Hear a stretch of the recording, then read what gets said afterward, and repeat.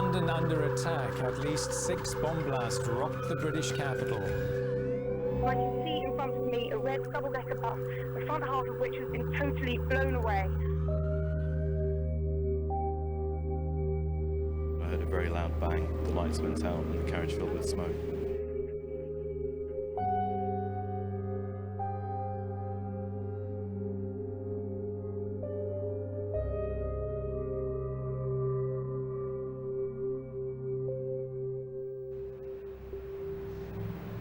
In central London, a memorial marks the place where dozens died at the hands of Al-Qaeda. The British and US flags symbolising unity of purpose in fighting Islamist terror. Today, a small note celebrates the killing of Osama bin Laden, but the risk of attack is as real as ever. This is Tavistock Square in central London. It was here that a bus was attacked in July 2005 as part of the 7/7 bombings in which 56 people were killed, including 4 suicide bombers. Now, the killing of Osama bin Laden may well have taken the leader of Al-Qaeda, but here in Britain, the risk of homegrown jihadis launching further attacks in the future is still a very real possibility. East London is home to tens of thousands of Muslims. Many live in deprived areas. So I've come to Whitechapel, which is very much the heart of London's very multicultural east, because this is also home to one of Britain's most radical Islamic groups. I'm here to find out what they think about the death of Osama. These are members of a group called the Muslims Against Crusades, or the MAC, an organisation closely watched by the British government. I meet them on the street as they walk to their headquarters. Inside, the group gathers to discuss the death of a man they call a great leader, Osama bin Laden. Like I said, the death of Sheikh Osama. Asadullah is one of the group's organisers. Sheikh Osama bin Laden today, he represents maybe a symbolic kind of figurehead today, but there are many soldiers out there. The group says they do not support terrorist activities in Britain, but they can understand those who might want to. But unfortunately, the West have become deaf, dumb and blind from their own atrocities, from their own criminal acts. So sometimes, the bully needs a bloody nose to wake up to the reality of what they're living. A leader of the Muslims. Abu Ubaidah warns the death of bin Laden is not the end of Islamist terror. He's a man who opposed the tyrants and the oppressors, when we can see that many of these so-called scholars were silent. He's been killed. Now it's us to take the revenge. Abu Jandal believes bin Laden was just one in a long line of Islamist heroes. So he was somebody who understood in our current time the burning issue is the occupation of Muslim land. After his death, it doesn't mean now the call will stop. Rather, there will be many people like him who will come after him, and Allah, He will bring more people to complete this obligation, and it will not stop because of an individual. As long as the British are involved in the occupation of Muslims' lands, as long as they are involved in supporting dictatorial regimes around the Muslim world, then there will always be a high likelihood of attacks in this country. A senior member of Muslims Against Crusades soon joins us. So definitely there's going to be a race on, and I think many people are going to be inspired by his life. I think the amount of media attention that's going to happen from today onwards towards what he stood for and his life and all of his sacrifice, I think it's going to be something very inspirational, in particular for the Muslim youth around the world. And he has become a very iconic figure. I think many mothers, they're dying to have sons like Sheikh Osama. While bin Laden was their main inspiration, much of their local guidance comes from another man. Ajam Chowdhury calls himself an occasional speaker for the Muslims Against Crusades. However, Sheikh Osama bin Laden obviously was the emir of the jihad worldwide. He was someone respected by all of the Muslims worldwide who are practicing.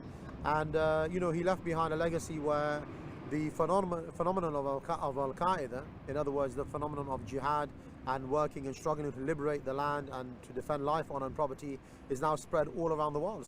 Add to that the fact that, nowadays jihad is franchised.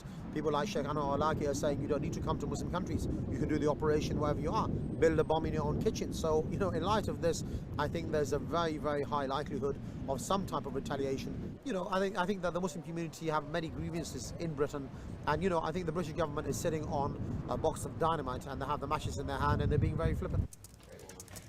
Terror expert Huria Ahmed wrote a major study on UK-based extremism. She says the MAC should not be taken lightly. They are a small group, and a lot of them are, if I can use a colloquial phrase, a casual phrase, a lot of them are jokers, really. But what we have seen are individuals who have been linked to them, either by membership or whatever else. They have been convicted of Islamism-related crimes in the UK. We also found that some of them have gone and travelled abroad to either train or fight the so-called jihad. So they do pose a threat in that sense. And now this very same group, Al-Muhajirun, has a new name called Muslims Against Crusade, but it's essentially the same people. The message that they purport is a very violent Islamist ideology. 1/5 of Luton's 200,000 people are Muslim, and it's also known for its extremism. So it's quite a multi... Farasat Latif is secretary of the Luton Islamic Centre and Mosque. Extremism in Luton, with a population of 250,000 people, of whom 50,000 are Muslim, concentrated in a very small area, with a very high young population, high unemployment, high deprivation. This is one of the most deprived areas in the country, in the top 3% of the country. And it's considered to be a hotbed of extremism. He says he's engaged in a battle against Muslim extremists, trying to recruit new members here.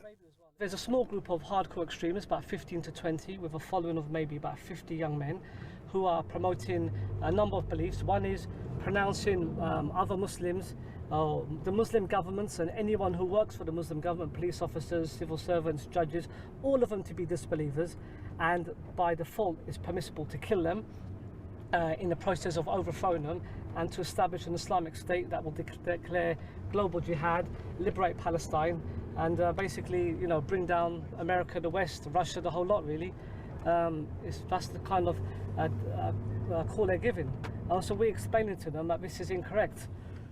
Farasat took me to the Islamic Centre that he says is the front line against extremists. This is the Islamic Centre, and upstairs we have a school. His opinion of bin Laden is the opposite of the Muslims Against Crusades. Killing a man doesn't kill his ideas. His ideas are still around. There are people who still promote those ideas. Killing him is not going to change that. What is going to change that is challenging those ideas. And that's happening in this country with our mosque and other mosques. It's happening in Muslim countries by scholars. It's happening all over the Muslim world, basically. And that's the fight. Back in central London, Quilliam has been set up by former Islamists to counter extremist thought. Ghaffar Hussain is the outreach officer.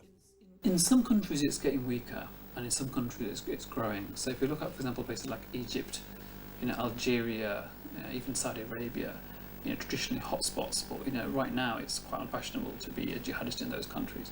If you look at Somalia, parts of Yemen, Afghanistan, Pakistan, even parts of Bangladesh, and even parts of the Maldives, parts of Southeast Asia, it's actually growing. Indonesia in particular is growing in Indonesia, it's growing in Malaysia. Please come and join us in this demonstration. At least in Yawm al-Qiyamah, we could say to Allah subhanahu wa ta'ala, you stood for your Muslim brothers. Takbir! The Muslims Against Crusades have gathered to mark the death of Osama bin Laden. The biggest criminal in the world today is Barack Obama and his henchmen. MAC leader Azim Chowdhury rallies the faithful. USA, you obey! USA, you obey! What's up? How are you doing? What's today about? Talking about the injustices of the Americans. It may be a small crowd, but analysts warn this group's fiery rhetoric has led to extremist action among some. Well, it's very unpredictable what bin Laden's death can create in the long term for Al-Qaeda. Will it be the death of Al-Qaeda, or will it make it grow stronger in terms of recruiting and support? We don't know. We can't say for sure. All this is very new. However, what we do know is that long before Osama bin Laden died, he became an inspiration for other groups and individuals for them to conduct terrorist operations and want to commit attacks. So in that sense, his death in the immediate future will not necessarily change what the threat that we have at the moment, because you still have these pockets of little Al-Qaedas or pockets of little Al-Qaeda individuals operating who still want to harm the West or Western interests. With a heavy police presence and monitoring, the march moved off, heading for the US Embassy. Many of these themes are familiar, but Huria warns there's a new jihadist front that is a major concern for the West. Well, the problem with Somalia, that what we have found is that there have been a number of individuals within Europe and America of perhaps of Somali background who have gone back to fight with the terrorist group there called Al-Shabaab or train with them. Now, these individuals, the security service here have said, could pose a potential security risk to the UK should they come back. Not everyone welcomes their right to protest in the name of Osama. Piss off back! What's your opinion? I think there's fucking absolute garbage in this country. All the fucking innocent people that get killed from these fuckers. Piss off back to where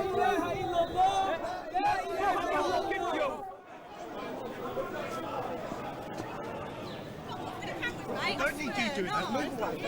I don't need you doing that. A few blocks from the embassy, the march is attacked. The group's been attacked by EDL, English Defence League guys from the side. Looks like 2 or 3 have been hit, 2 or 3 have been arrested. They attacked some of the brothers, yes, they did. Yeah. As they approach the embassy, tensions rise further. Anti-Muslim protesters from the English Defence League are waiting. Bin Laden and we are arrested in England after he was killed. I remember how much bloodshed on our street.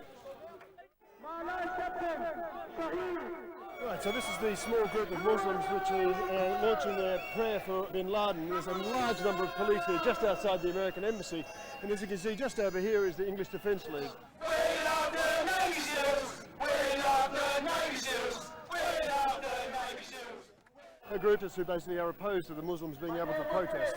They're being kept apart by 2 very strong lines of police.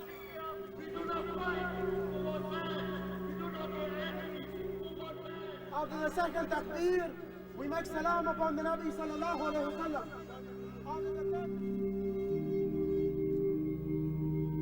Osama's death may have weakened Al-Qaeda for now, but here at least, it's also fueled the resolve of a minority who warn it will only lead to more attacks.